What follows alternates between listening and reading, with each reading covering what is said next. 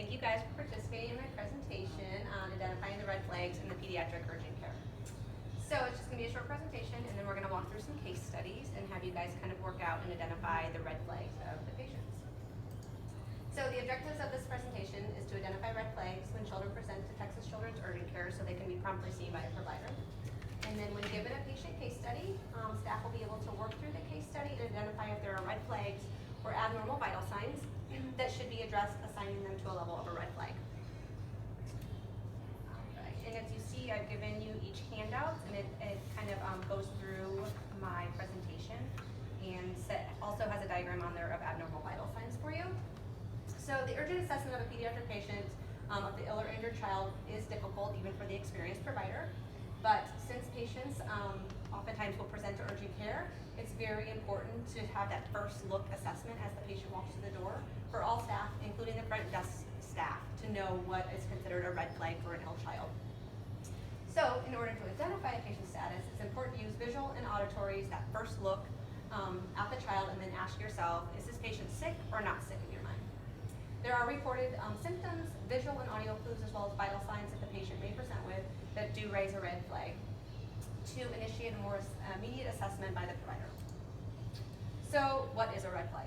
Basically, anything that arises from the history or assessment, something that you see that triggers a potentially critical or serious injury or illness.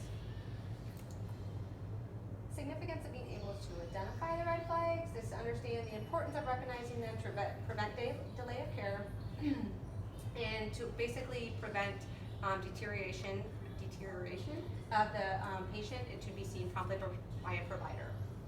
And if transfer of patient is appropriate, then it will be seen by the provider sooner. So assessment of red flags. So in order to assess for these audio and visual cues, you basically have to first look at the patient. So uncover the child if a blanket is on them. If the baby is in a car seat, look at the infant, see if they're crying, see if they're alert, actually lay eyes on the patient. Interact or speak to the child to see if there's response and how they respond. Are they confused? Are they interactive with you? Look at the activity level of the child. And then also, appropriately assess the level of the caregiver stress or anxiety regarding the patient's condition. If mother runs in here and she's very frazzled, you obviously know something's wrong. Parents know their children best, so kind of go off parent cues sometimes. Initial complaints that should raise a red flag. So anyone under 2 months of age, especially under 6 weeks of age, that is a reported fever of 100.4 or greater. A fussy infant that is inconsolable, difficult to awaken, new onset of chest pain, difficulty breathing or shortness of breath. Patient is reporting harm to self or harm to others. Parents report the child is acting confused or not like themselves. A severe trauma or seizure activity.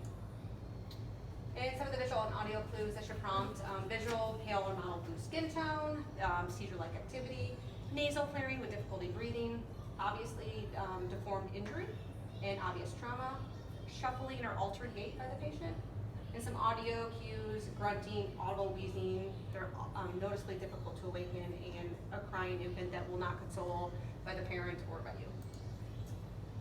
The vital signs I put here, but it's also in your handout too, just for you guys, and this will be kept at the vital signs station as well as the front desk. And this is just kind of also on your handout as it goes by low risk flags, high risk, and intermediate flags, and what to assess for. So low risk is patient is in the waiting room and it's still waiting after 30 minutes.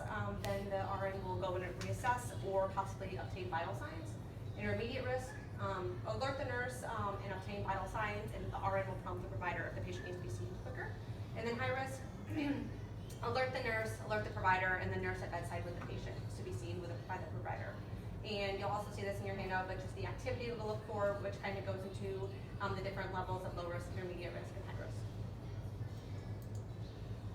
So, as you can see on your handout here, 1 red flag is low risk, 2 red flags is intermediate, and 3 is high risk.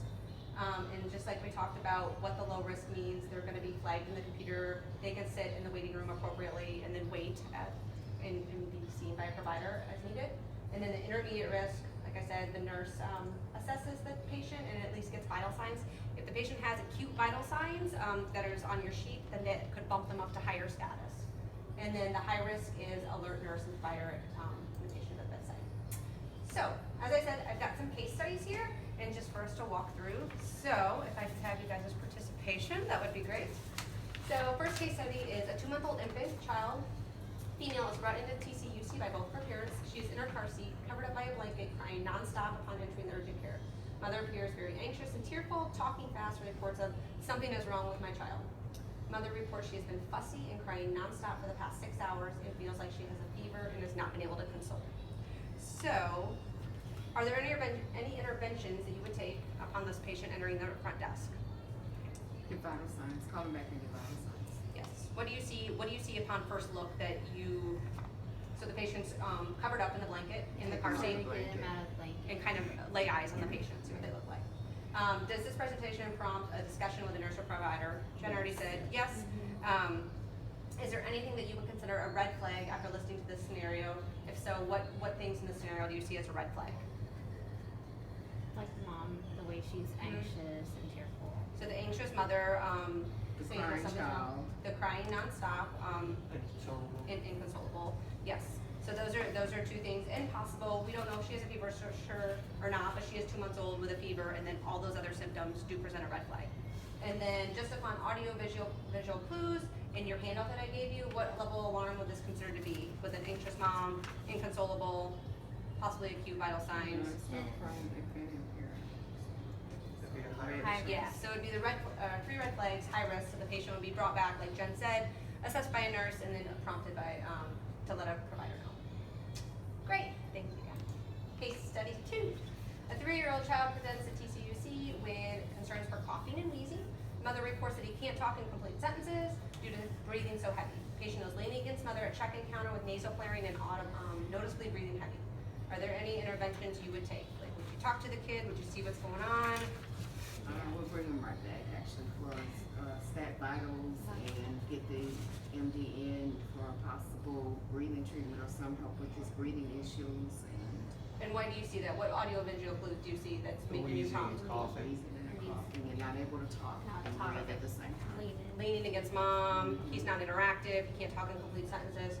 Perfect. And then Jen already kind of answered this as someone that you would definitely promptly take back. His heart rate, as I said, 144, respiratory rate 36, his temp, he's just hanging at 38.0, 86 over 64, and a stats are 90%. So, basically, you'd be seen by a provider promptly. You guys.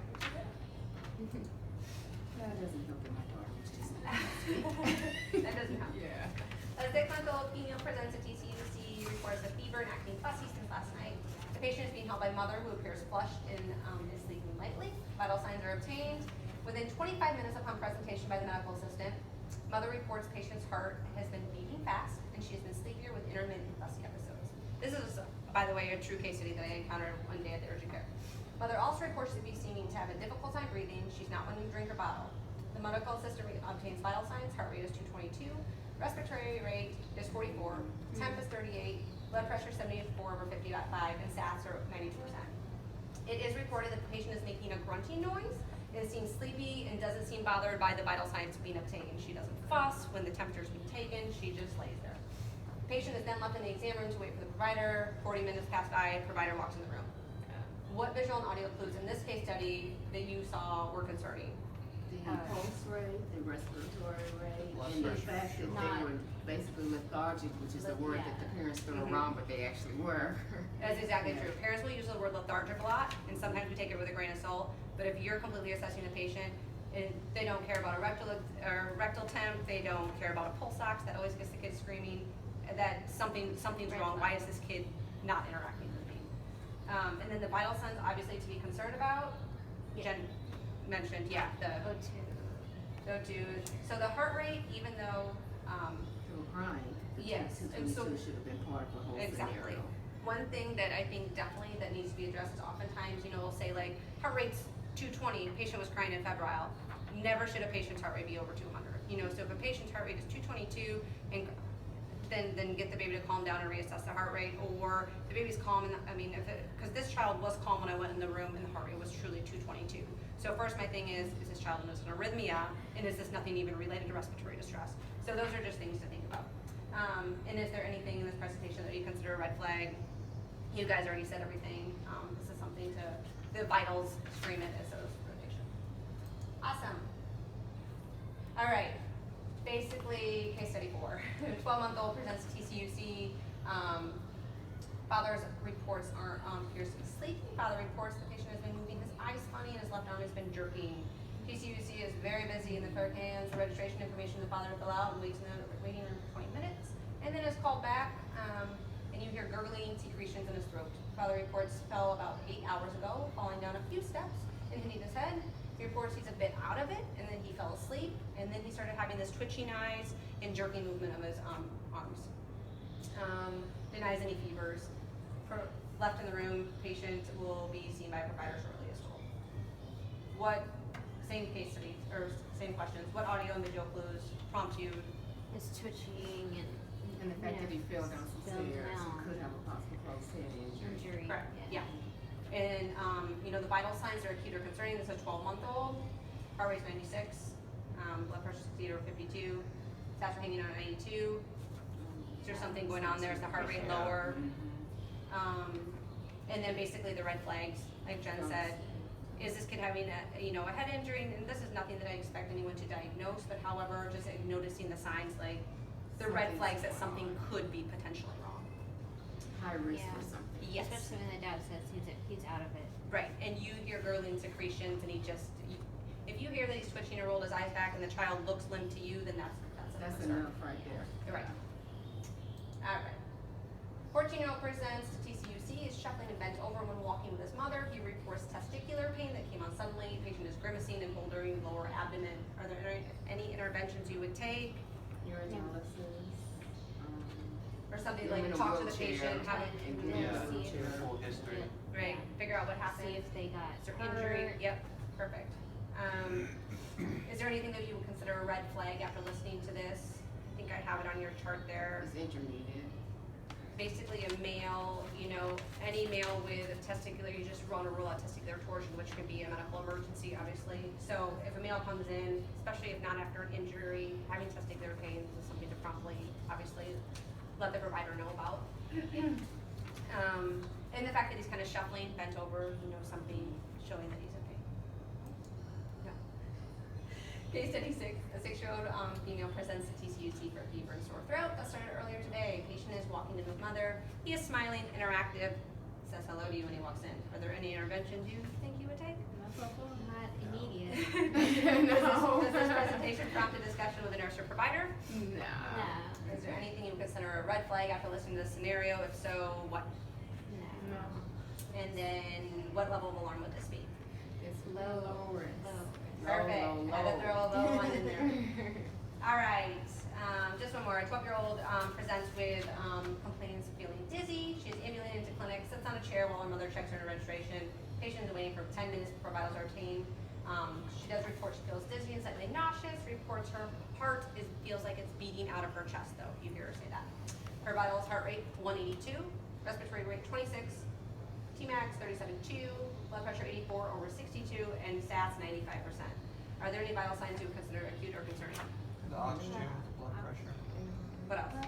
the heart rate. Heart rate of 182 in a 12-year-old, 182. there's And afebrile respiration and nothing else. usually is in 26 days. Right, so you know she's in some distress. Yeah. Is there anything in this presentation you would consider a red flag about what she said, other than her vitals?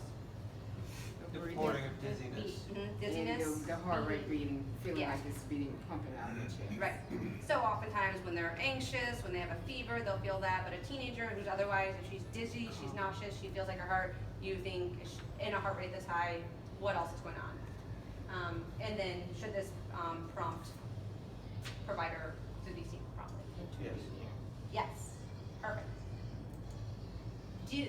Were the case studies helpful? You're able to, I just wanted to give you some patient presentations that we see almost all the time. Some that walk in here skipping and are fine, and some that are crying in their car seat, take the blanket off, lay eyes on the patient. Basically, if lay on the patient, skipping, happy, here for sore throat, obviously not a big 3 high risk.